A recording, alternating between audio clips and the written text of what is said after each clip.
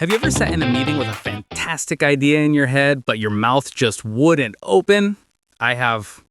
Last week, during our marketing brainstorm, I knew exactly how to fix our problem, but I was terrified I would interrupt the wrong way or sound rude. So I just sat there in silence while my manager chose a worse idea. That is painful, Jordan, but let me validate that for you. It is completely normal. Even native speakers hesitate to speak up because they don't want to look aggressive or foolish. It's not just about English, it's about confidence and timing. Exactly.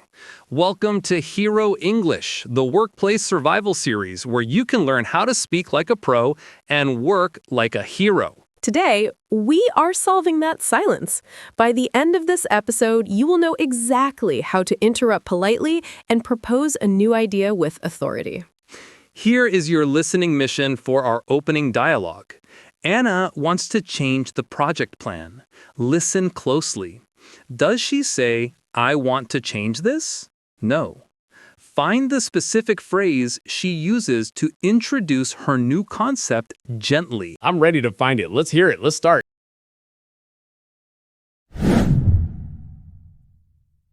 Okay, looking at the timeline, we're scheduled to launch the new software update next Friday.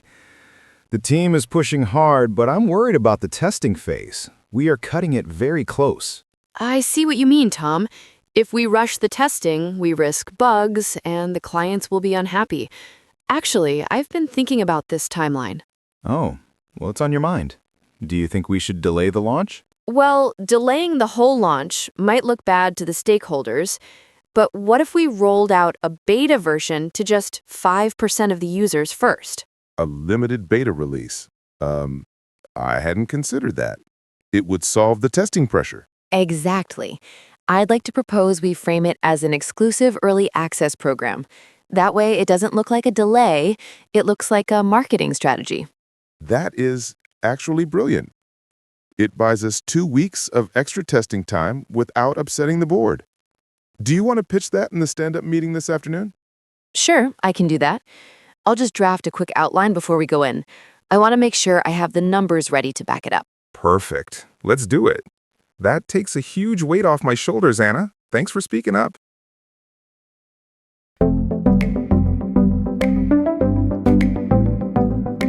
Riley and Jordan analyzed the key phrases Anna used to soften her proposal. Anna did something very clever there. She didn't just say, "Stop the launch." Did you hear the first phrase she used to shift the conversation? I think I did. She said, "I've been thinking about this." Is that really a vocabulary phrase? It sounds like simple grammar. In business English, it is a strategic signal phrase. When you say, "I've been thinking about this," you are telling your colleague, "I have prepared an idea, so please listen." It adds weight to your words. You use this before you drop a big suggestion. I see. It makes you sound prepared, not impulsive. And then she used the phrase from the mission. She said, "What if we rolled out a beta version?" Yes, what if we is the gold standard for brainstorming. It is hypothetical. If Tom hates the idea, Anna is safe because she only asked a question. It is very low risk. Okay, but Riley, sometimes I get excited and I just say, "We must do a beta version." Is that okay? It shows passion, right? Be careful, Jordan.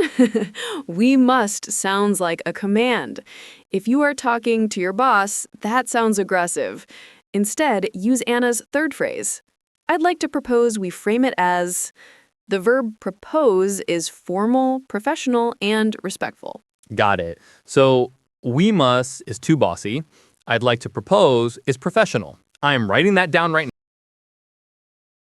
Let's focus on that last structure because it is our hero phrase for today. When you want to put a new idea on the table professionally, say this: "I'd like to propose a different approach." I'd like to propose a different approach.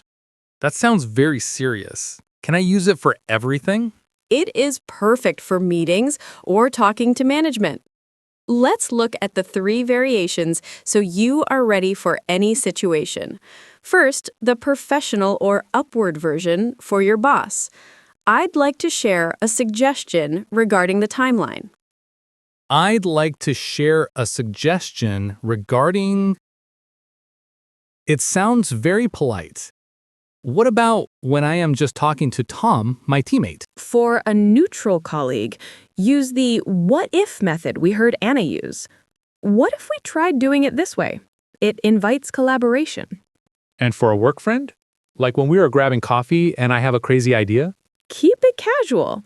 Say, how about we just change the date? Simple and direct. How about we... Okay, I'm going to practice the main hero phrase now.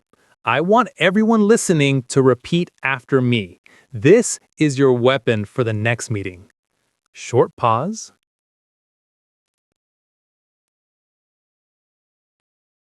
I'd like to propose a different approach. Long pause.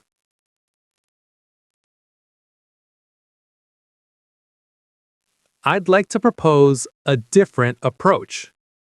Long pause.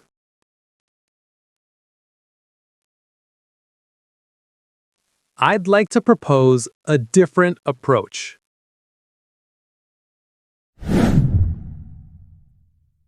Now that you can propose an idea, you need a few more tools for the discussion that follows.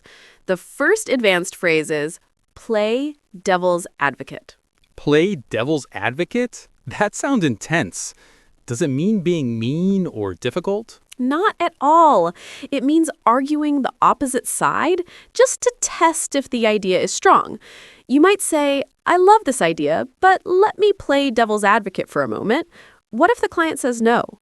It shows you are critical and smart. I love that. It's like a safety shield. You can attack the idea without attacking the person. What is the next one? The next one is bounce an idea off you. This is great for one-on-ones. It means telling someone an idea just to get their quick reaction. Hey, Jordan, can I bounce an idea off you before the meeting? We do that all the time. It feels much less formal than proposing something. It implies the idea isn't finished yet. Exactly. And finally, gain traction. If your idea gains traction, it means people are starting to support it and it is moving forward. My proposal is finally gaining traction with the sales team. Gain traction, like tires on a road. That is a great visual for a project moving forward.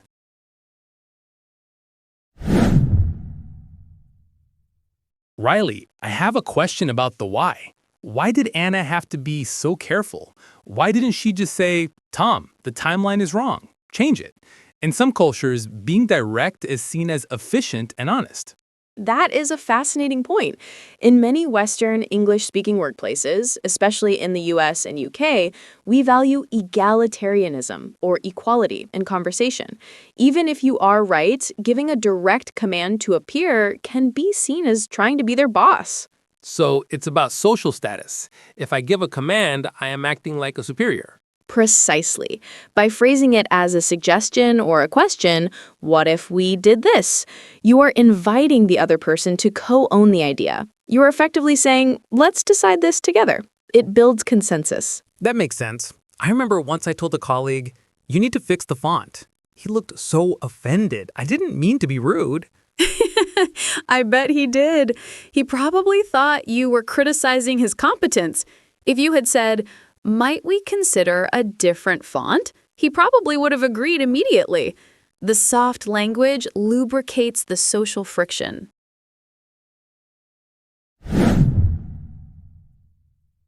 I understand the culture now, but honestly, when Tom and Anna were speaking earlier, they were so fast.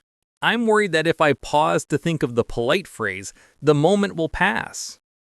Speed comes with practice, Jordan.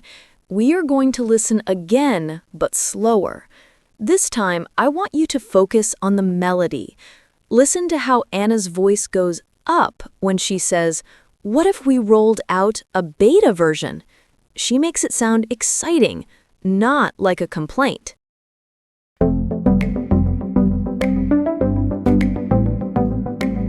Okay, looking at the timeline. We are scheduled to launch the new software update next Friday. The team is pushing hard, but I'm worried about the testing phase. I see what you mean, Tom. If we rush the testing, we risk bugs, and the clients will be unhappy. Actually, I've been thinking about this timeline. Oh, what's on your mind? Do you think we should delay the launch? Well, delaying the whole launch might look bad to the stakeholders, but what if we rolled out a beta version to just 5% of the users first? A limited beta release? I hadn't considered that. It would solve the testing pressure. Exactly. I'd like to propose we frame it as an exclusive early access program. That way, it doesn't look like a delay, it looks like a marketing strategy. That is actually brilliant. It buys us 2 weeks of extra testing time without upsetting the board.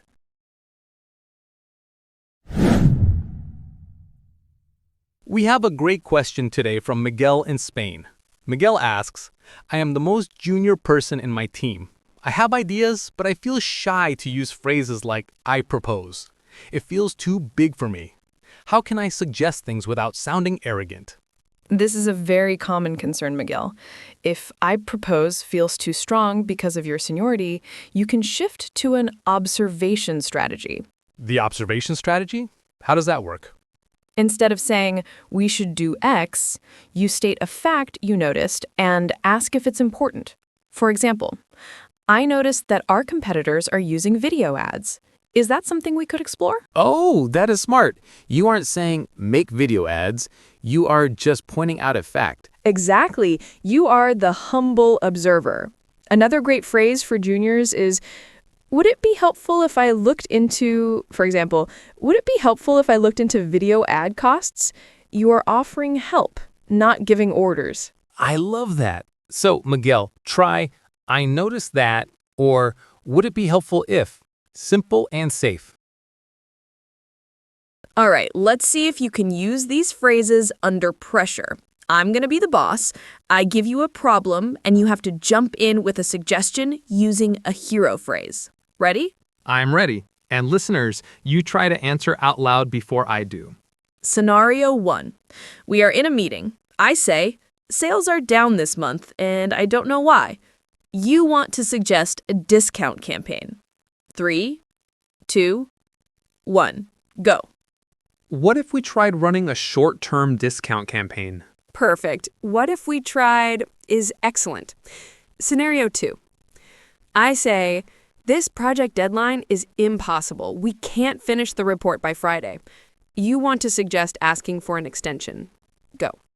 I'd like to propose we ask the client for a 2-day extension. Boom. Professional and direct. You passed the test, Jordan. I actually feel much more confident about our next team meeting now. No more sitting in silence. That is what we want to hear. Remember, your ideas are valuable, but how you package them matters. Your hero phrase today was, I'd like to propose a different approach. Here is your homework assignment. Use one of the phrases, what if we, or I'd like to propose, at least once today, even if it is just choosing where to go for lunch. I'd like to propose we eat tacos. That is a proposal I would definitely accept. Thanks for listening, everyone. If you found this helpful, send this episode to a colleague who needs to speak up more. See you next time on Hero English. Bye. Before we go, I have to tell you about the time I tried to be proactive with a proposal. This was at my old job. I had this great idea for ice cream Fridays in the summer. That sounds like a winning idea. Who could say no to ice cream? Well, I wrote a very passionate email. I propose we allocate budget for gelato. But instead of sending it to the office manager, I accidentally hit reply all on a serious email chain about budget cuts with the CEO. Oh no, you proposed gelato in the middle of a budget crisis conversation. Yes, the CEO replied and said, Jordan, I appreciate the enthusiasm, but maybe let's secure our salaries before we secure the sprinkles. I wanted to disappear under my desk.